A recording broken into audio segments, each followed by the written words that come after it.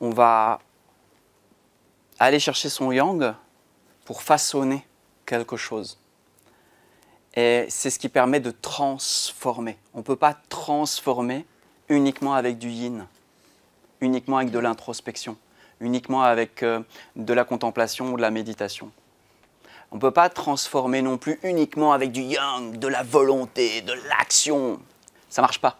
Brillant. Puissant. Une bombe. C'est bon là ou...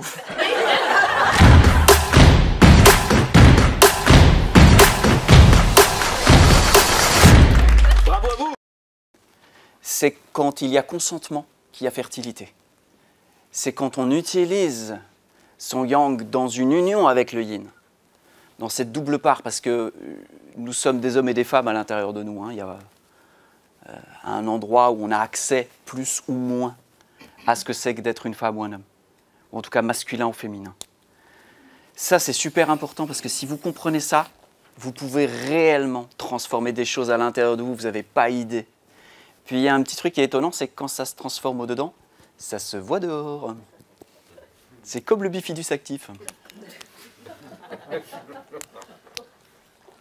Je vous jure, vous n'êtes pas obligé de me croire, mais je suis obligé de vous le dire. C'est étonnant, c'est émerveillant, c'est miraculeux de voir comment ce qu'on appelle l'extérieur répond systématiquement dès l'instant où il y a transformation dans l'Athanor, le creuset que nous sommes. Si je vous dis ça, c'est parce que moi, ce que j'aimerais bien que vous emportiez de ces 2 jours, c'est un peu plus d'autorisation et un peu plus de conscience sur le réel pouvoir que vous avez, qui est colossal. Parce que si vous pouvez bouger qui vous êtes, vous pouvez bouger vos vies à des niveaux dont nous n'avons même pas idée. On ne peut pas mesurer quelles sont les limites. Il faut aller les vérifier soi-même. Puis ça, on va le faire à différentes reprises, parce que j'adore faire ça. Moi, je suis un fainéant. Hein. Donc moi, aller pousser de la matière pour aller chercher des résultats, tu sais. Je pense que ça se voit musculairement, le mec fait pas, tu vois, il est pas, c'est pas un fan de salle, quoi. Okay, le but dans ma vie, c'est pas de porter toujours plus lourd, quoi. Ma particularité, c'est de dire, est-ce qu'on peut faire la même chose en foutant un peu moins, s'il vous plaît? Donc moi, je suis toujours à la recherche des plus gros leviers. Et comme je suis un fainéant et que j'aime pas beaucoup bosser, et que je vis dans un monde dans lequel, quand même, il faut des ressources un minimum, je me suis demandé comment qu'on fait. Ben là, vous avez un levier de ouf, mais de ouf, de ouf, de ouf. Étonnez-moi, étonnons-nous sur ce qu'on est capable de transformer au-dedans de soi et de permettre et de faire apparaître, du coup, dans le déploiement, dans cette résonance de soi-même qu'on appelle le monde extérieur. Ça, c'est la première chose que je voulais juste déposer à vos pieds. La deuxième, c'est vous avez,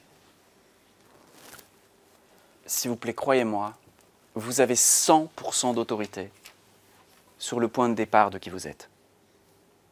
Vous avez l'autorité suprême sur le point de départ de qui vous êtes. Et quand je parle du point de départ de qui vous êtes, je parle de cet espace d'où émerge la totalité de votre énergie, de tous vos corps, de votre psychologie, de tout ça.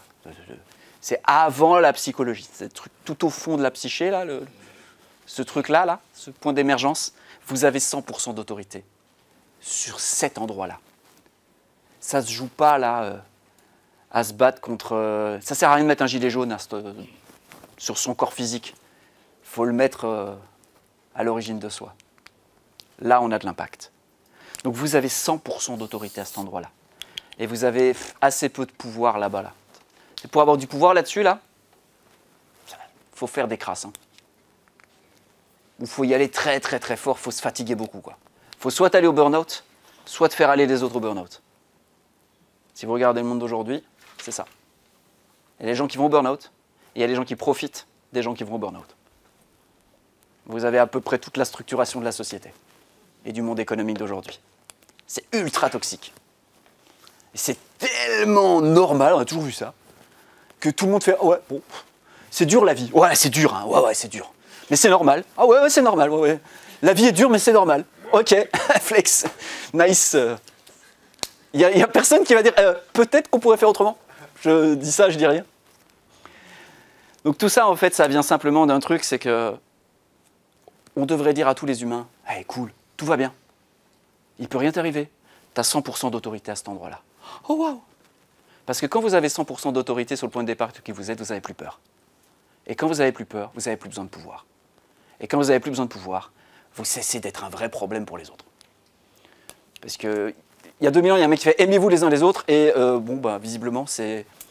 Ce qu'on a retenu, c'est « Si je peux être un maximum toxique pour un maximum de personnes, je pense que c'est ça le sens de ma vie. Yes, come on !» Donc ça, c'est le deuxième petit point que je voulais absolument que vous emportiez. Et le troisième et dernier, mais ce sera l'objet de l'au-delà de la pause, c'est que tout ce que vous avez écrit, ce sont de beaux vœux pieux si vous ne les choisissez pas. Ce qui n'est pas choisi n'est pas choisi. Ce qui est espéré est espéré. Puis, ce qui est rêvé est rêvé. Puis, le meilleur argument de la toxicité du monde, c'est quand on vient avec quelque chose de neuf, de dire oh, « tu rêves ». Et vous savez quoi? Ils ont raison. Parce que les 3/4 du temps, on ne fait pas le job de rendre ça suffisamment robuste pour qu'ils se disent « oh putain, je vais devoir me positionner avec ce truc parce que je peux plus faire sans, ça existe.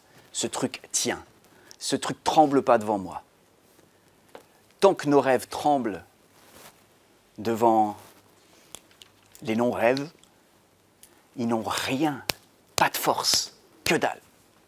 Puis on le sait, puis ça nous rend triste à un endroit. Donc mon point, c'est ça.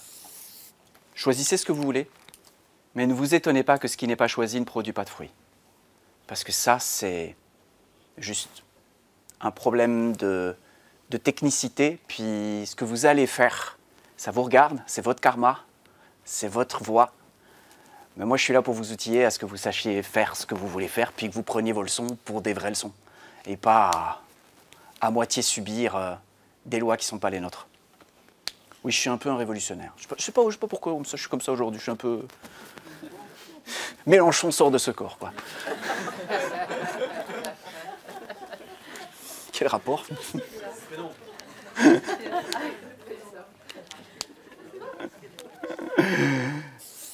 Donc choisir, c'est ce qu'on va aborder plus en profondeur après, parce qu'un business bénédiction, c'est bien joli, mais s'il n'est pas choisi, il ne se produira pas. Vous voyez vos résultats? Ce ne sont pas les résultats de vos espoirs, de vos rêves, ni même de vos efforts. Ce sont les résultats de vos choix. Puis je voudrais m'assurer que vous sachiez très très très clairement, même si vous pensez que je vous ai déjà parlé de ça et que vous avez déjà entendu parler de ça, je vais autant vous dire que vous allez repartir de ces 2 jours, ça va être clair, limpide. C'est obligatoire pour moi, vous sortiez d'ici en sachant c'est quoi choisir pour vous et comment ça peut se poser. Parce que ça change. Le reste, ça déçoit. Juste pas. Le nombre de fois où on espère des trucs, on met tous nos efforts. Et le sentiment qu'on a à la fin de se dire « Putain, mais qu'est-ce qui se passe? Je suis de bonne volonté, je suis de bonne foi. Je fais ça pour les bonnes raisons. J'ai des bonnes intentions. J'ai fait le job.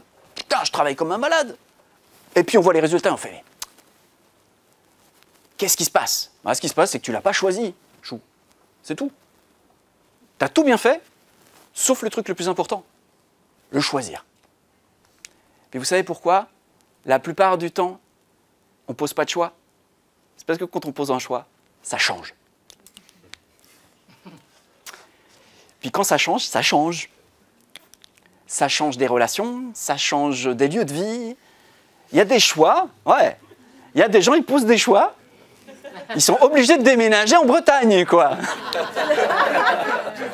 Ils se connaissent à peine, poum, hop, allez, viens vivre à la maison, j'habite chez une... Non, j'habite pas chez une copine, mais avec toi, j'habite chez ma copine. Ouais. Parce que quand tu poses des choses, ça change la vie. Puis si à un endroit, tu décides que rien ne change, c'est OK. Il ne faut pas rêver. Moi, je ne suis pas un doux rêveur. Hein. C'est ou bien ça marche, ou bien ça ne marche pas. Si ça ne marche pas, je continue de chercher.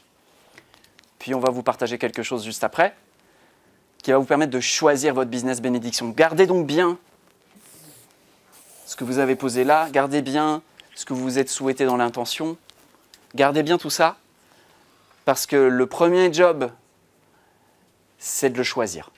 Parce qu'après, sinon on perd notre temps. Je vais raconter du blabla. Si ce que je raconte est intéressant ou vous paraît intéressant, vous allez trouver ça intéressant. Vous allez essayer quelque chose.